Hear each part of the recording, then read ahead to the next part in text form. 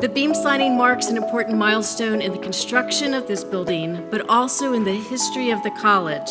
We want to give each of you the opportunity to literally make your mark on PVCC's history. Being able to physically co-locate most of the services students need while onboarding, starting their journey at PVCC is a huge benefit.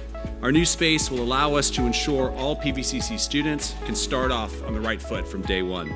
I'm thrilled for this new chapter for PVCC, and I can't wait to see the effects it has on students' well-being and eventual academic success. This building will be an opportunity that not only when students come in that they'll be better, but not only that, but we'll make the community better. We are grateful to the more than 200 donors who helped to make this building possible.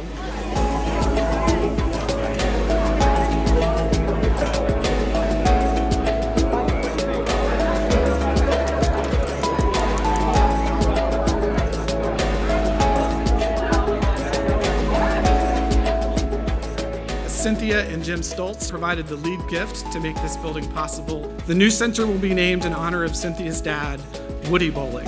Thank you for allowing us to partner with you in honoring your dad's legacy to PVCC and our community in such a special way. Thank you.